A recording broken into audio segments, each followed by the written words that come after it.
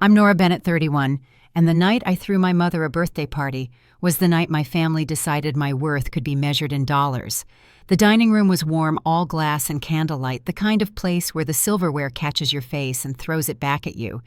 I'd spent weeks on the details, flowers, favors, music, thinking maybe effort could soften old edges. Then my father stood, tapped his glass, and pointed straight at me as the room fell quiet.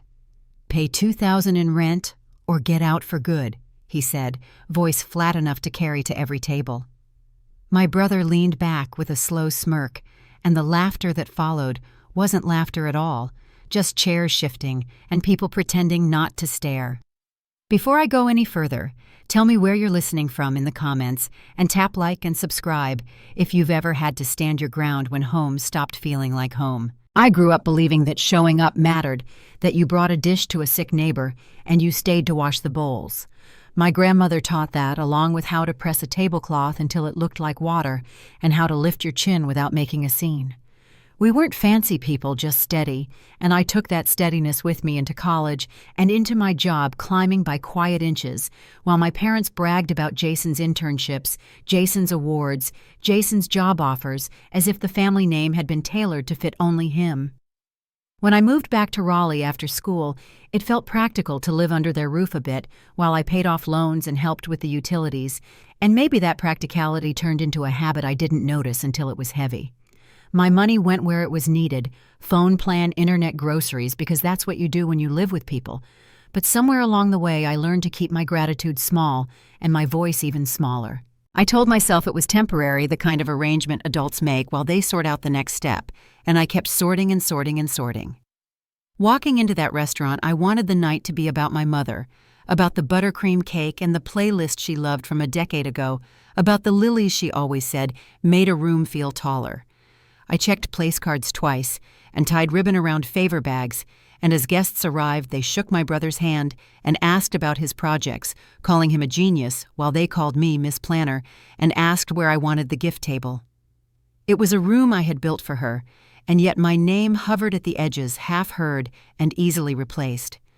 I smiled anyway, the kind of smile you hold in place with your teeth, because it's safer to let the night be what it wants to be. When the servers poured champagne and the lights dimmed to a soft gold, I took a breath and waited for a simple thank you, a nod, even something to say I was more than the hands carrying the party forward.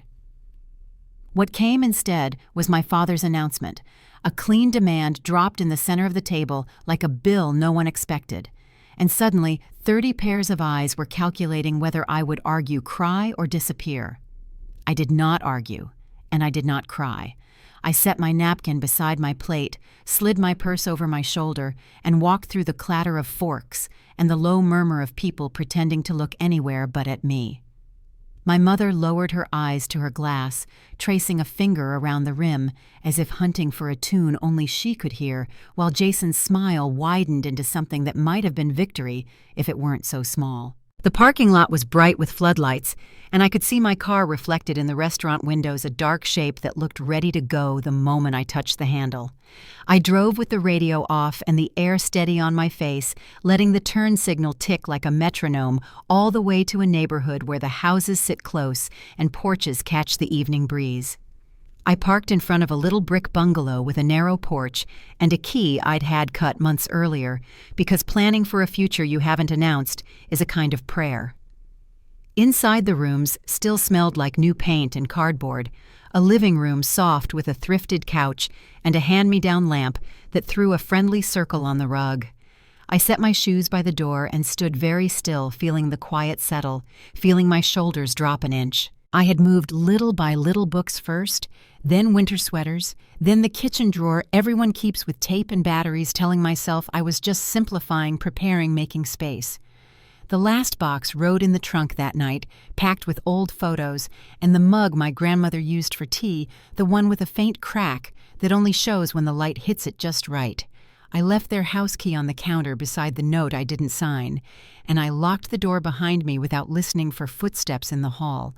It is a strange thing to leave before you've been asked to go, and stranger still to be told to leave in a room where you've trimmed the candles yourself.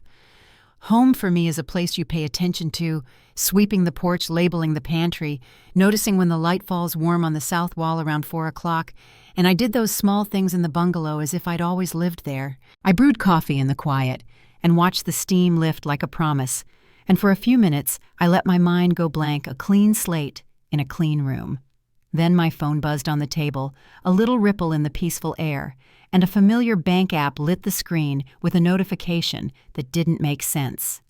I stared at the amount and the word miscellaneous the way you stare at a stain on the sleeve of a shirt you just ironed, wondering where it came from and how long it's been there.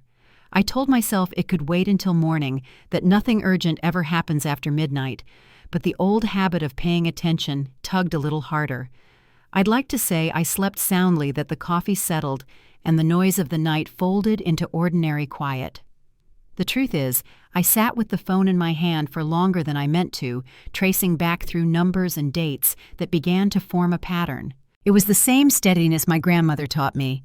Make a list, check it twice, listen more than you talk, and it led me not to panic, but to a narrow doorway I hadn't noticed before.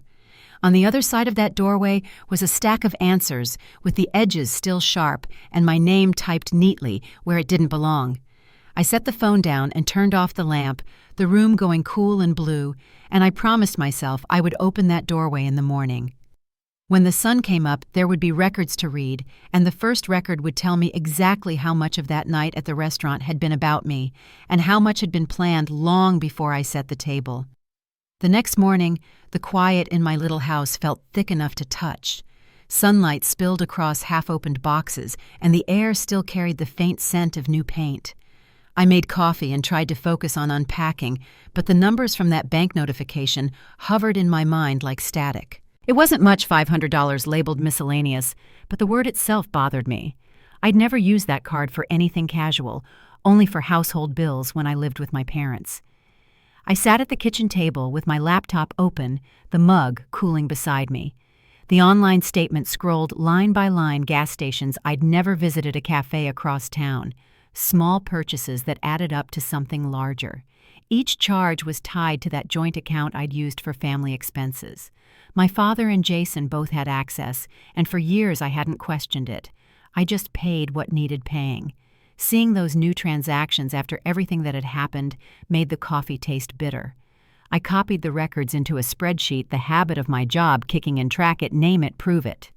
2 days earlier I'd left the party and everything that came with it, but now their presence sat inside my browser tabs.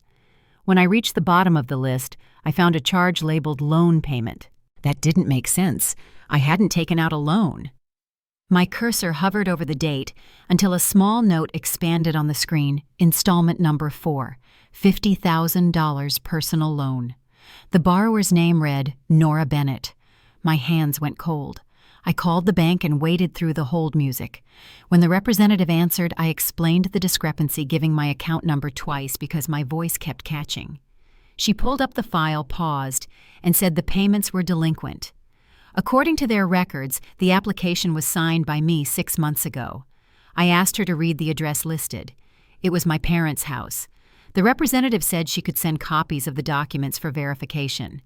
By the time I hung up, I could feel my pulse in my fingertips. I'd spent years helping my father balance bills, organizing receipts, paying late fees just to avoid arguments. He knew every piece of information. The application required Social Security number, income, employer. He'd always said, "You're so organized, Nora, I'd be lost without you." Maybe he wasn't joking. I printed the documents as soon as they arrived by email. The signature on the loan was close to mine, but stiff, drawn by someone copying a picture instead of a memory. It was enough to make the claim look real. The paper trembled in my hand. I looked around the small living room, the boxes, the stack of unopened mail, and felt something shift inside me. Whatever illusion of family obligation I'd carried had finally expired. I started closing doors they'd left open. The electric bill was still in my name. I called the company and removed myself. The internet account followed, then the insurance policy, then the phone plan. Every call felt like clipping a thread that had been knotted too tight for too long. When the last confirmation email came through, I exhaled without realizing I'd been holding my breath. That night, my phone buzzed with a text from Jason. Wi-Fi's down. Fix it. No greeting, no question mark, just expectation. I stared at the screen and typed 3 words. Not my problem. Then set the phone face down. A small, quiet victory. The next morning, new alerts appeared: $200 at an electronics store, $150 at a bar downtown, $400 for a car service. I hadn't made any of them. I checked Jason's social media feed out of habit.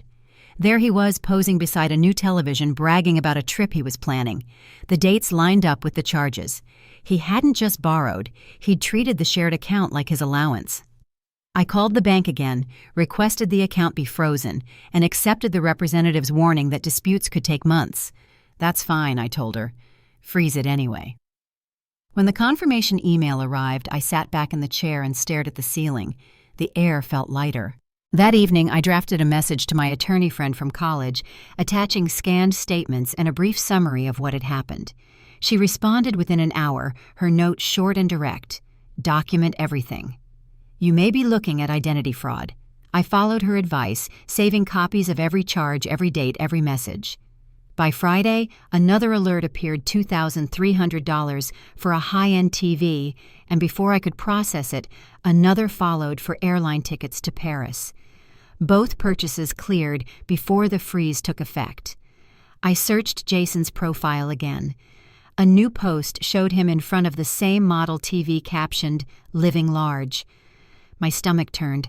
I opened a new email addressed to my parents and Jason. My fingers stayed steady on the keyboard. "I've found unauthorized charges on our shared account," I wrote. "This stops now. If it continues, I'll pursue legal action for misuse of funds." I attached screenshots of the statements and hit send. The reply didn't come through email. It came through Jason's social post the next morning. "Some people abandon family over a few dollars. Guess who's too good for us now?" The comments filled with mockery from his friends, calling me ungrateful. I took screenshots of every one of them.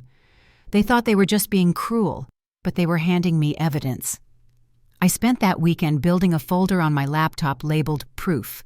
Bank statements, social media posts, loan documents, and a copy of the email I'd sent. When I finished, the folder sat like a sealed box waiting for daylight. My attorney friend called that evening, her voice calm. "You have enough for a case," she said. "Start with a cease and desist letter. If they push, we escalate." I spent hours at my desk shaping that letter, each word deliberate. It listed the forged loan, the unauthorized charges, the use of my personal information. When I printed the final version, the sound of the paper feeding through the printer reminded me of shuffling cards, one truth after another. By the time I turned off the lights, I knew this wasn't about money anymore. It was about control, and I was finally reclaiming mine. The silence in the house no longer felt empty. It felt earned. The next afternoon, I checked the mailbox and found a thick envelope without a return address. Inside was another shock waiting to surface, one that would pull the past even closer and set the next battle in motion. The envelope sat on my kitchen table like it had weight beyond paper. I turned it over twice before opening it, tracing the edges as if it could tell me who sent it. The handwriting was familiar, my Aunt Marlene's neat script, the kind she used for every birthday card. Inside were several documents and a short note written in her tidy cursive, "You deserve to know the truth.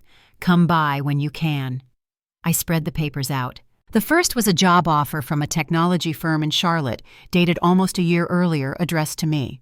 It was the kind of position I had always worked toward: senior data analyst, generous salary, relocation package. I had never seen it before. Attached was an email thread between the company and someone using my father's address. The message read, "Nora is not interested in leaving Raleigh. Thank you for considering her." My name followed, signed, as if I'd written it myself. I stared at the line until it blurred. There were more pages exchanges between the recruiter and my father, short and polite, confirming the withdrawal. Another email came from Jason's address, praising my father for keeping things under control. I set the papers down carefully, afraid they might burn through the table. When I called Marlene, she answered on the first ring.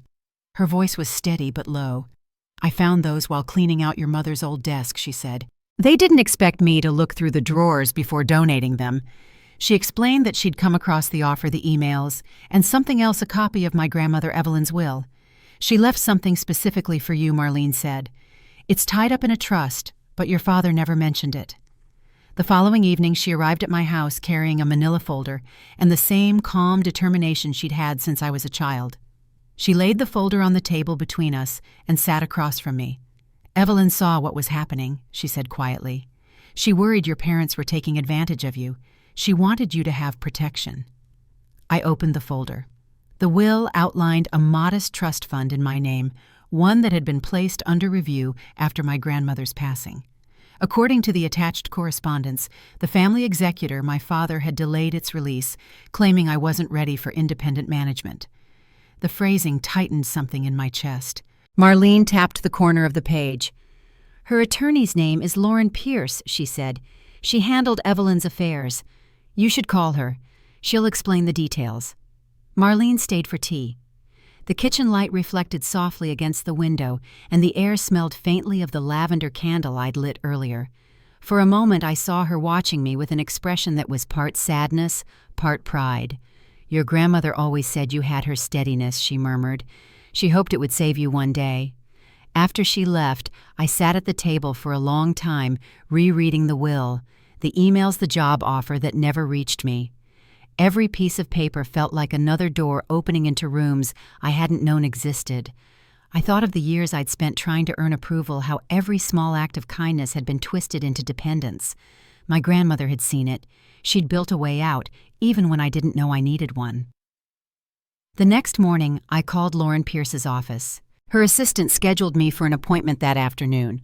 When I arrived, the building was quiet, a simple suite with brass lettering on the door and the faint smell of paper and coffee inside.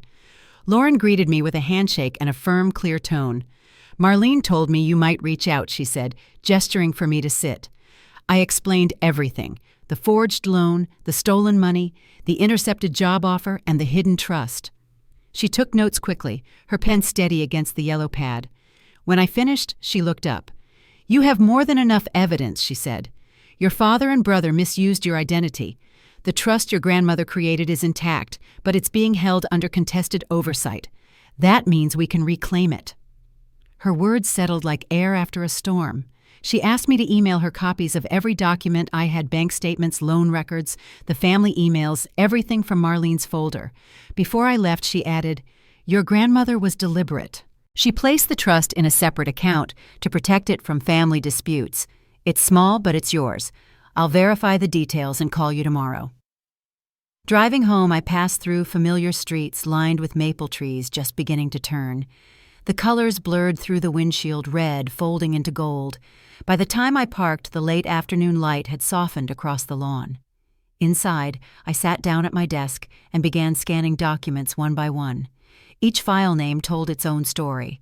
Loan signature JPG, shared, account, /charges. .pdf, job offer, declined, PNG. The folder on my computer grew heavier, but so did the sense of something taking shape, something final. When I sent the email to Lauren, I attached a short note thanking her for her time. Her reply came within an hour. Received. "I'll review tonight. You've done the right thing, Nora." I read the line twice before closing the laptop. The house was quiet again. I made dinner simple pasta with vegetables and ate it by the window while the last bit of daylight disappeared behind the houses across the street. My grandmother's handwriting on the will rested beside my plate, small and careful. "For Nora, with love and trust." Later that evening, I gathered everything into a neat stack and slipped it into a leather binder. I placed it on the coffee table and left it there like a promise I could see. The binder seemed to carry its own pulse, steady and sure. The next morning, the phone rang. Lauren's voice came through crisp and calm. "Your grandmother's trust is valid and untouched," she said. "Your father had no legal right to withhold it. The account holds $15,000 set aside for you." She specified that it remain protected from any joint financial ties.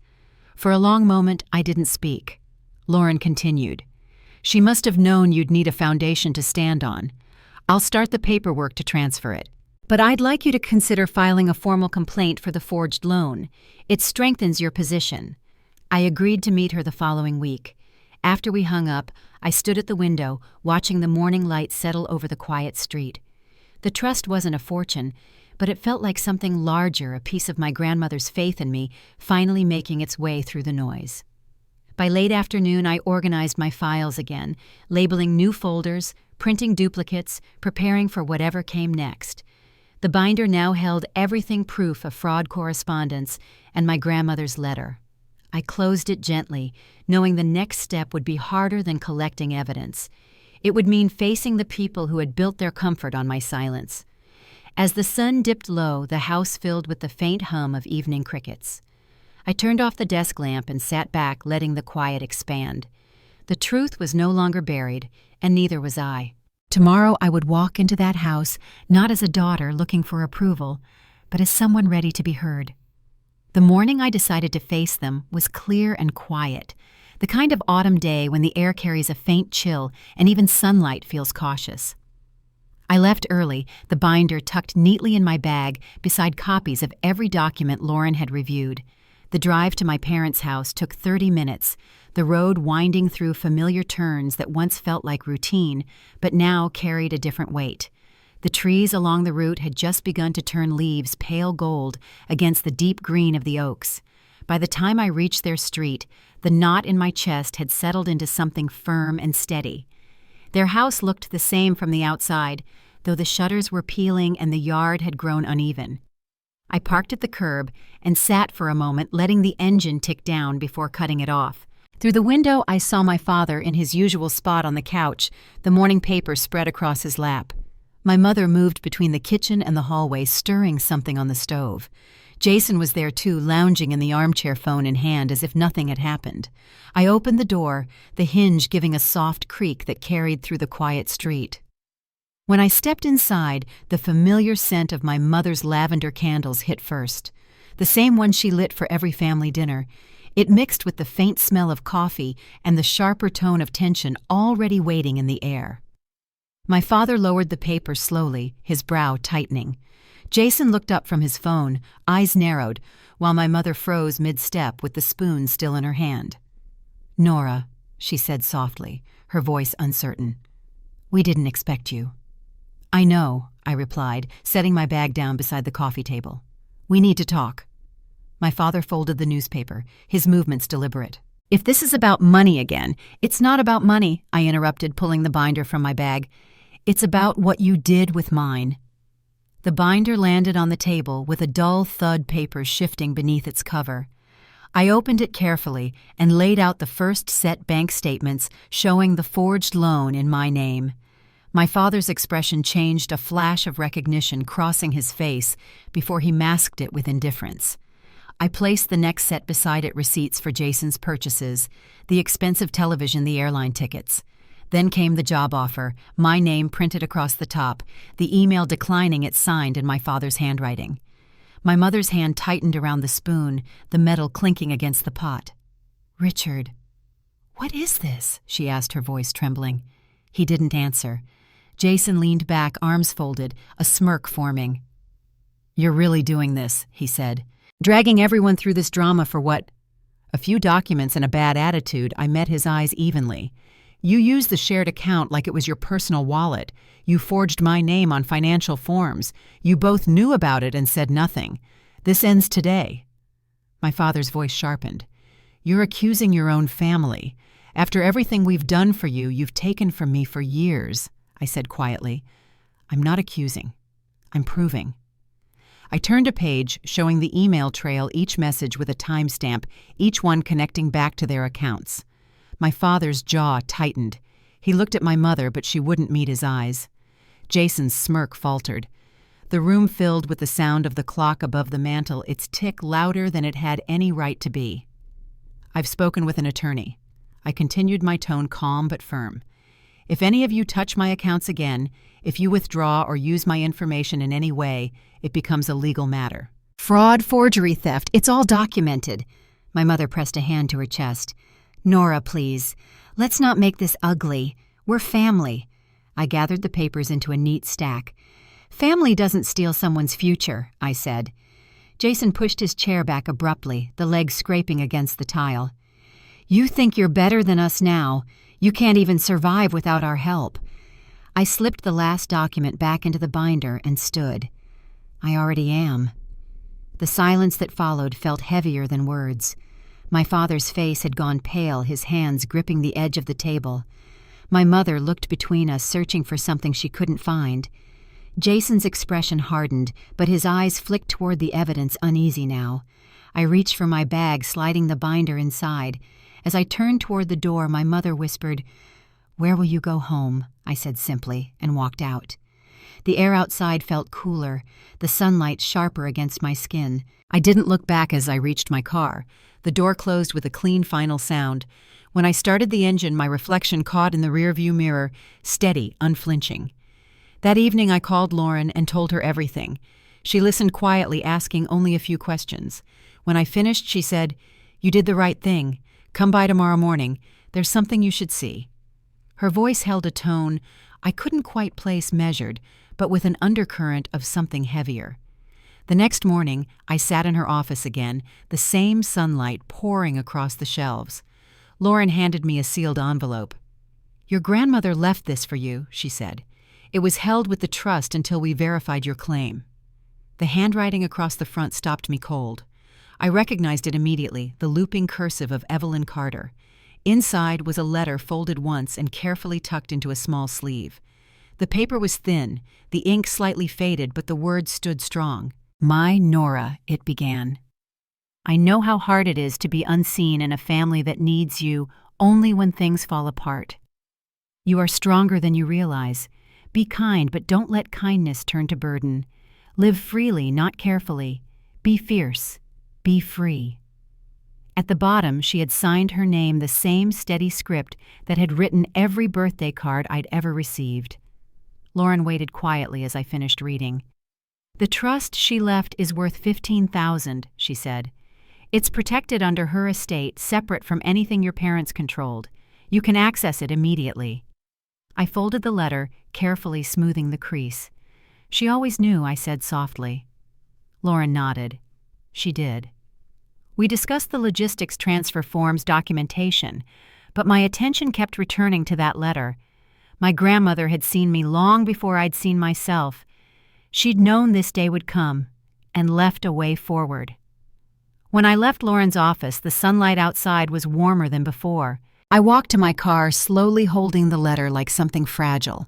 The breeze carried the faint scent of honeysuckle from the nearby planters, and for the first time in months, I felt a sense of calm that wasn't borrowed.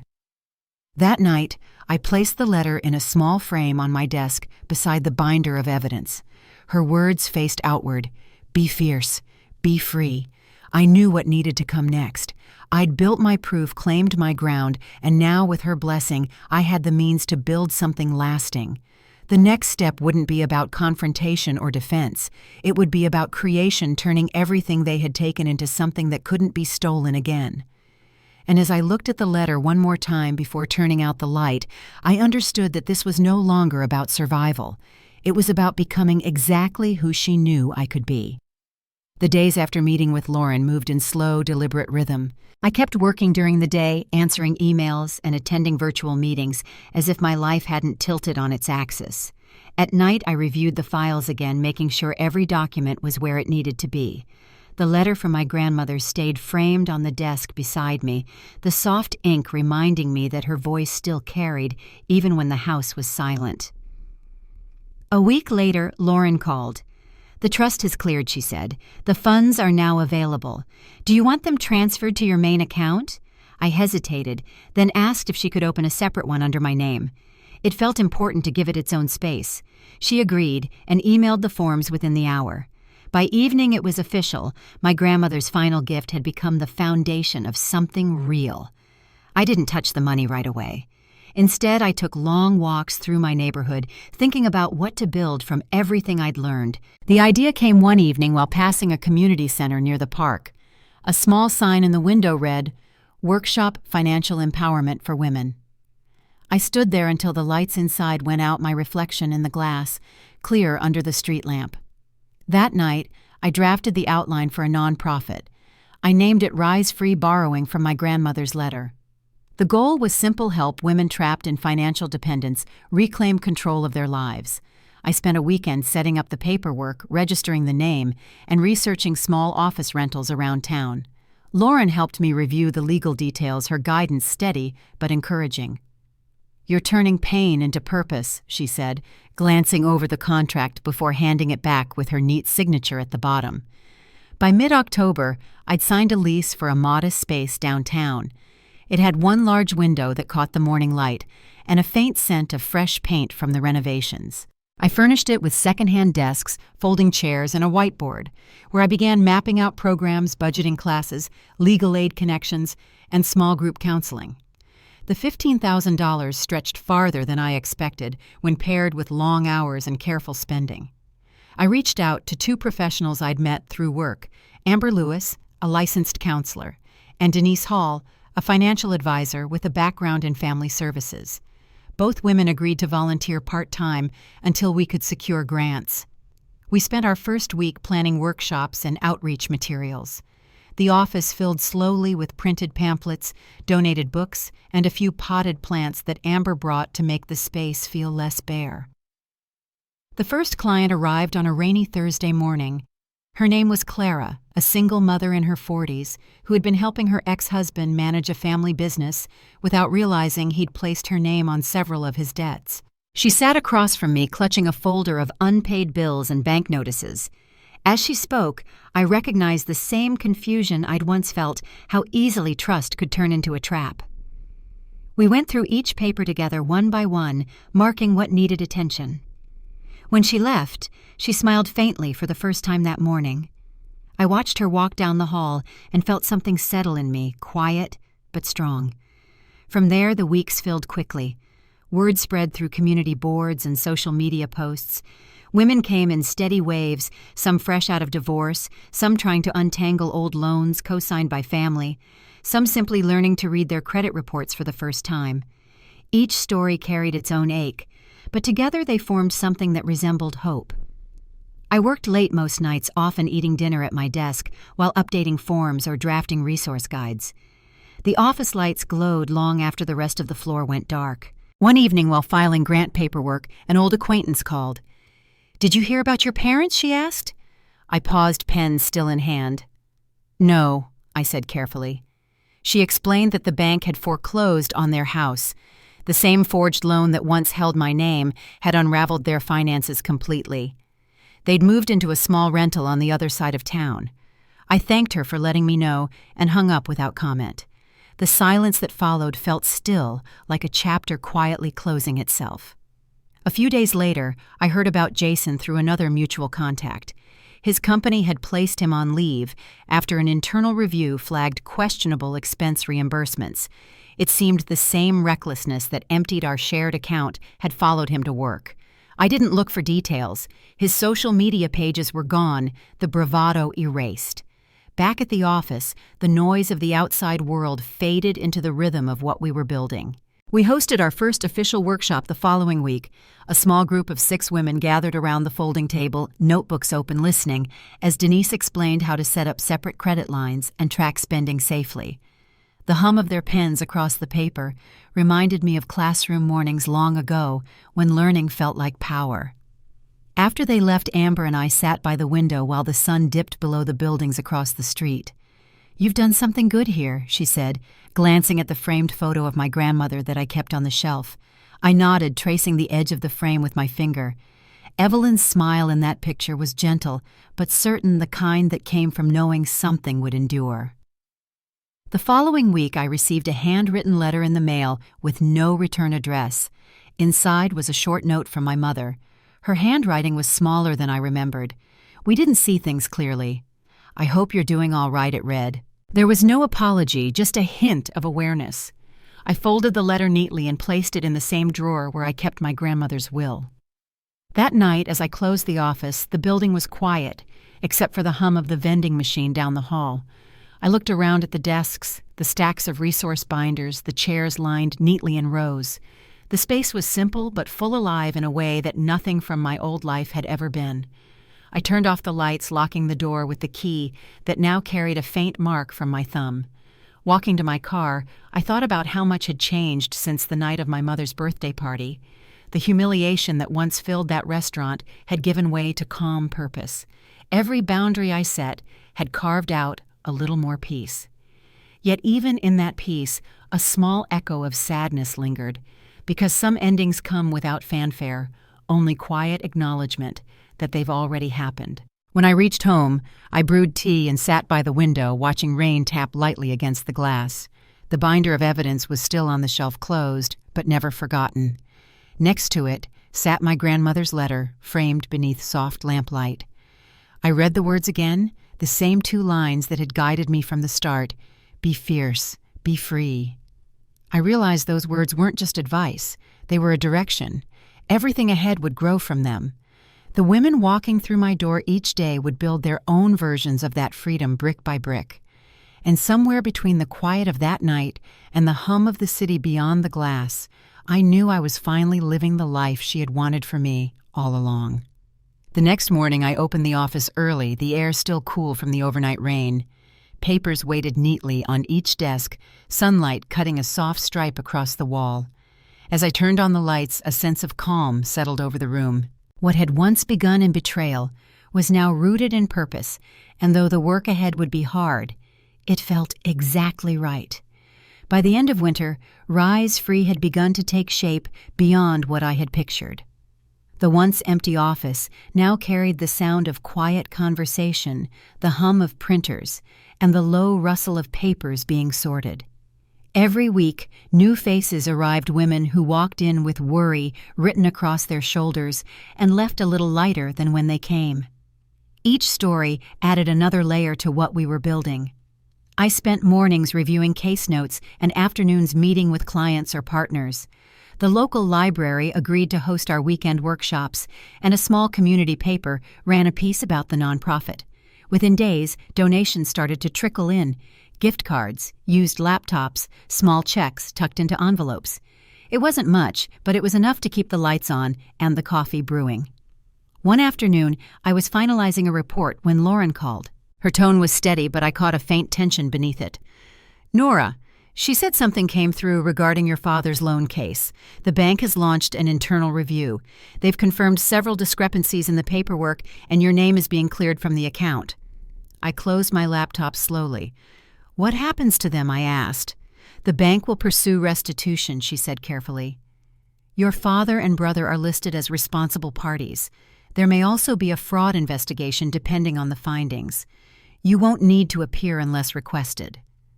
The words landed with a quiet finality. For years, everything between us had been tangled. My name tied to their debts, my worth tied to their approval. Now, piece by piece, those ties were being cut. A few days later, Marlene stopped by the office with coffee and a worn smile. "I heard about the review," she said, setting the cups on my desk. "I know it's hard to see family face the fallout, but Evelyn would be proud of how you handled this." She looked around the office, her eyes softening at the sight of the posters on the wall and the shelves lined with binders. "You built something good out of all that mess." We talked for a while about the women we were helping and the grant applications I was preparing. When she left, she hugged me tighter than usual. "You've done enough surviving," she said quietly. "Now live a little." I took her words to heart. The next weekend I spent the morning at the park walking along the paved trail that circled the pond. The air smelled of pine and damp earth, and the trees shimmered with early spring green. For the first time in a long while, I wasn't thinking about accounts or evidence. I was simply there, breathing, moving, existing without weight. When I returned home, a letter sat on the front step. It was from the bank confirming the closure of the fraudulent loan and removal of my name from their records.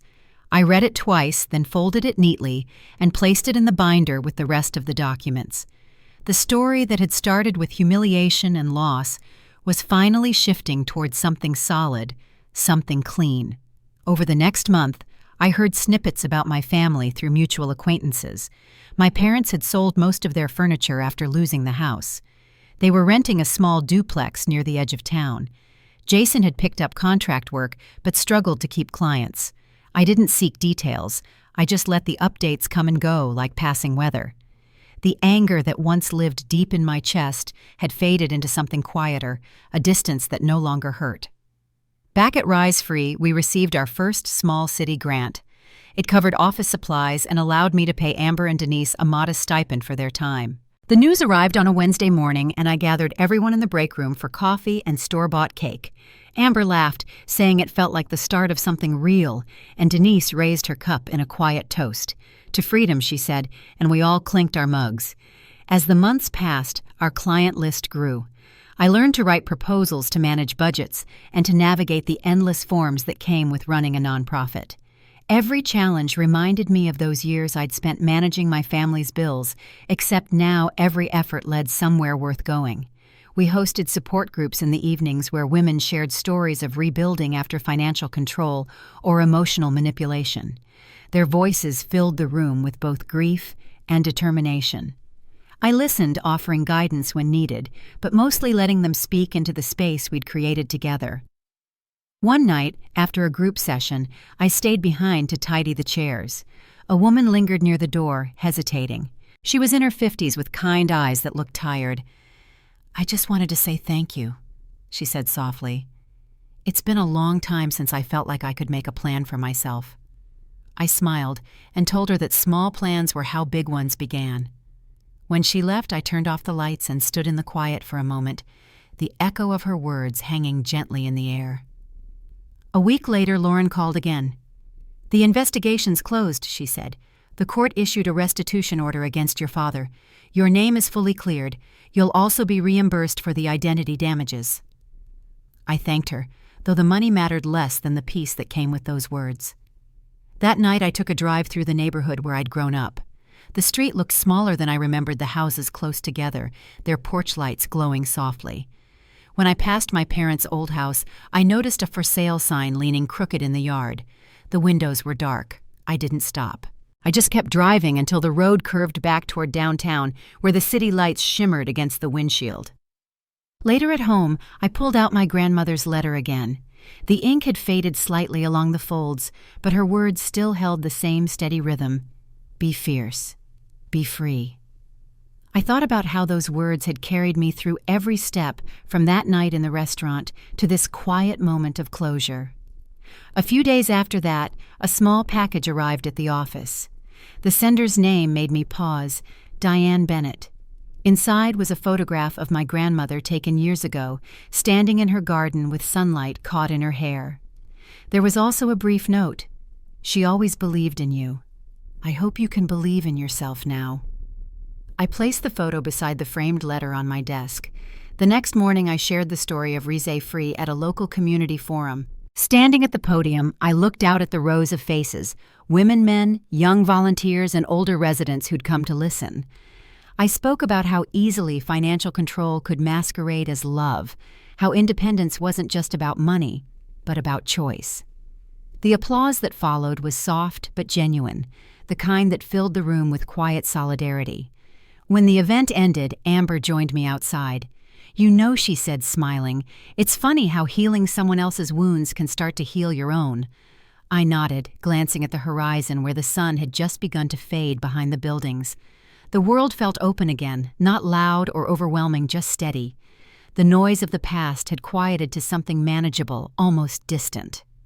As we walked to the parking lot, I felt that familiar calm settle in, the one that came every time I realized how far I'd come from that night when my father's voice echoed through a crowded restaurant. The next chapter wasn't about revenge or even closure anymore.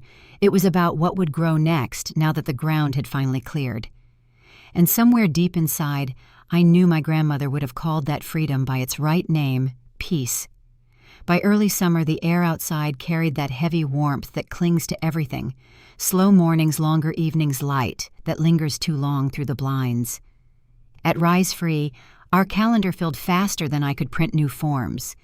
We'd added 2 more volunteers, and the small waiting area now hummed with the quiet rhythm of conversation.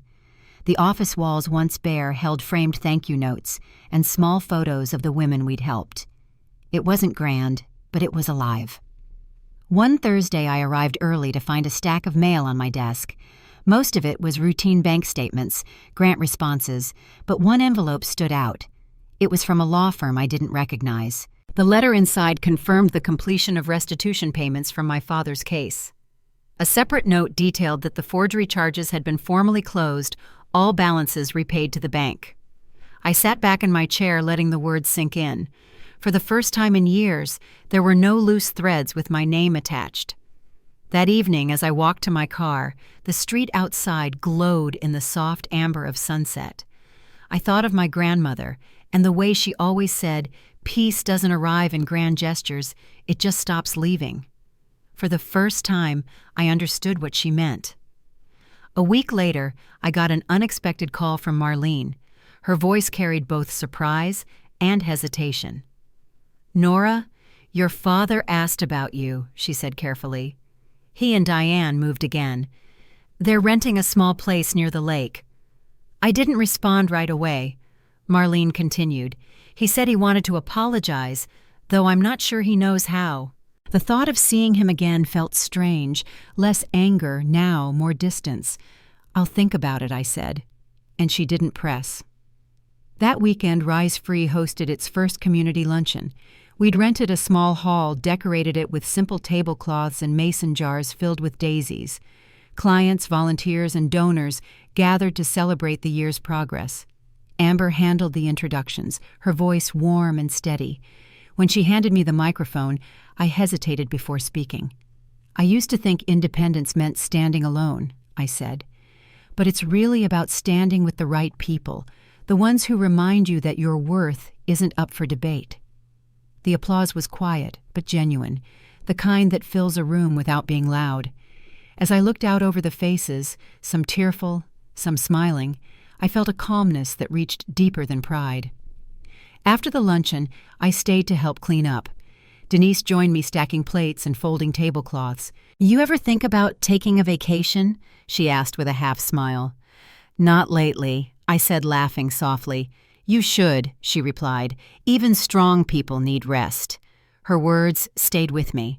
The next morning, I booked a weekend trip to Asheville, just a small cabin surrounded by trees, nothing fancy. When I arrived, the quiet was almost startling. The air smelled of pine, and the only sounds were birds and the rustle of leaves. I spent hours walking the forest trails, breathing in the stillness. Somewhere between the winding paths and the cool shade, the last of my tension began to fade. On the second day, I sat on the porch with a notebook in my lap.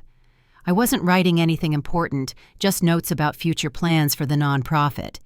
But as I wrote a memory, surfaced my father's voice from years ago, telling me to stay practical, to never risk too much. I realized how many choices I'd made to stay small for his comfort. That restraint was gone now, replaced by something quieter but stronger. When I returned home, an email from Lauren was waiting. She congratulated me on closing the final chapter of the legal case and attached copies of the settlement for my records. At the bottom, she'd written, "Evelyn would be proud of you, Nora. You've honored her better than any courtroom could." The next few weeks passed in a steady rhythm. Work at Rise Free continued to grow, and the City Council invited us to speak at a local event for women-owned organizations. Amber and Denise joined me on stage, each sharing stories about resilience and self-reliance. As we stood together beneath the bright lights, I thought about how far I'd come from the woman who once sat in her car outside a restaurant shaking with humiliation. Later that evening, after the event, I took a slow drive through the quiet downtown streets.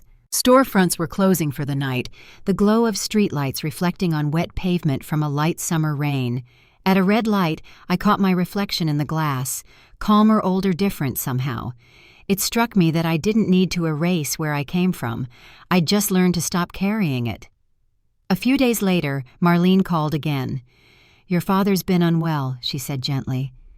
"It's nothing urgent, but he asked if you might visit. He's not the same man you remember." The request sat with me for a while. I didn't answer right away. After I hung up, I went for a walk by the river that ran near my apartment. The water moved slow and clear, reflecting the orange streaks of sunset. I thought about everything that had passed, the lies, the loss, the silence, and how forgiveness wasn't about erasing what happened, but letting it stop defining the present. That night, I found myself at my desk writing a short letter.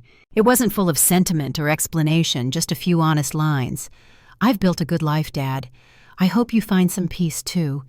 I didn't know if I'd send it, but writing it felt like lifting the last stone off a pile that had stood too long. The next morning, I arrived at the office early. The building was quiet, the light from the rising sun cutting across the hallway. I walked into my office, poured coffee, and sat for a moment before opening my notebook. There on the first page, I wrote the next chapter's title in simple block letters, Expansion Plan, Fall. When Amber arrived, she smiled. "You're here early again," she said. "Old habit," I replied. She laughed. "Then let's make it count." As the day began, clients started arriving, their voices filling the space with the hum of new beginnings. I listened from my desk, the noise soft but steady. It wasn't the sound of chaos anymore. It was life continuing, ordinary and beautiful in its own rhythm. Later, when the office quieted for the evening, I looked around the room one last time before locking up. The framed letter from my grandmother caught the last bit of sunlight, and her words seemed to glow. Be fierce. Be free. For the first time I realized I had been both for a long while now. The fear, the weight, the constant proving they were gone. What remained was steadiness, the kind that comes when justice has already been served and peace finally stays. Outside, the air was warm and gentle. I walked toward my car as the sky faded from gold to violet. Somewhere in that calm twilight, I felt something close, not an ending, but the quiet turning of a page, leading to whatever waited next. The summer eased into fall with a kind of quiet grace, the way seasons change when no one's paying close attention. The trees outside my apartment turned gold at the edges, and the mornings carried that first cool hint of October. At Rise Free, the rhythm of our work settled into something steady: appointments, workshops, new partnerships. Life wasn't perfect, but it was peaceful, and that was more than I'd ever hoped for. One Friday afternoon, I was reviewing applications for a new grant when the office phone rang. It was Marlene. Her voice sounded softer than usual. "Your father's been asking if you'd see him," she said. "He's not well, Nora. Maybe it would help you both." I didn't answer right away. I thought of everything that had happened, the shouting at the restaurant, the forged papers, the silence that followed. But something in her tone carried no pressure, just quiet truth. "I'll think about it." I told her, and I did. That Sunday, I drove to the small house near the lake where my parents now lived. The place was modest, smaller than I remembered, with a porch swing that creaked in the breeze. My mother opened the door before I could knock. She looked older, thinner, her eyes tired but clear. "He's in the back room," she said softly. "He's been hoping you'd come." I stepped inside. The air smelled faintly of cedar and coffee. My father sat by the window in a worn armchair, a blanket over his knees, a newspaper folded beside him. When he looked up, his expression held more humility than I'd ever seen. "Nora," he said the words slow and uncertain. I took a seat across from him. The silence between us stretched, but didn't feel sharp anymore. "How's your health?" I asked quietly. He shrugged. "Getting by." His voice cracked a little. "I know I've got no right to ask for forgiveness. I wanted to tell you I'm sorry. For all of it." There was no grand apology, no excuses. Just a tired man finally facing himself. For the first time, I didn't feel anger, only a kind of calm understanding that some people break long before they realize it. "I'm not angry anymore," I said, "but I can't go back." He nodded slowly, eyes down. "I know. I just needed to hear your voice one more time." I left soon after pausing by the doorway where my mother stood. She didn't speak, only reached out and squeezed my hand. I squeezed back before stepping into the fading afternoon light. The wind carried the faint scent of the lake, clean and cool, and I realized that closure doesn't always come with dramatic endings. Sometimes it's just a quiet moment that no longer hurts. That night I returned home and sat at my desk, the framed letter from my grandmother, catching the glow of my lamp. Be fierce. Be free. Those words had followed me through every storm, and now they felt like an arrival. I picked up my pen and began to write notes for the next phase of Rise Free, expanding our outreach to rural areas, adding legal guidance for women in financial recovery. Each idea carried her spirit, the belief that strength grows when it's shared. Weeks later, we held a small, open house to celebrate the organization's first anniversary. The office buzzed with laughter, conversation, and the smell of fresh coffee. Amber stood near the door greeting guests while Denise arranged a display of photos from the past year, clients smiling, volunteers leading classes, new beginnings captured in snapshots. I looked around the room and saw what had become of all those hard years. Something good, something lasting. Marlene arrived late carrying a small box. "This was your grandmother's," she said, placing it in my hands. Inside was a delicate silver locket engraved with a single word, courage. I fastened it around my neck, the metal cool against my skin. It felt like she was there in that room with me, proud in her quiet way. As the evening wound down, I stood by the window watching the sun dip behind the rooftops. The golden light spilled across the desks, catching on the edges of the framed thank you notes. It struck me how life has a way of circling back, not to repeat the pain, but to remind us how far we've come. I thought of my parents in their small house of Jason, somewhere starting over, of the women who'd walked through our doors carrying their own burdens and leaving lighter. The patterns weren't so different. We were all just trying to rebuild what had been broken, each in our own time. When the last guest left, I turned off the lights and stood for a moment in the quiet office. The air felt warm, full of echoes and beginnings. I traced the edge of my grandmother's letter one last time and whispered, "Thank you." Walking out into the cool evening, I locked the door behind me and looked up at the darkening sky. The stars were faint, just starting to show, and for the first time in my life, I didn't feel like I owed anyone an explanation for my peace. I'd earned it inch by inch, truth by truth. If you've ever had to start over to choose yourself after being overlooked or used, I hope you remember this: you are allowed to live free. You're allowed to build a life that doesn't hurt to keep. And if this story found you at the right time, take a moment before you go. Leave a thought, share your strength, or simply sit with the quiet. Because sometimes that's where healing finally begins.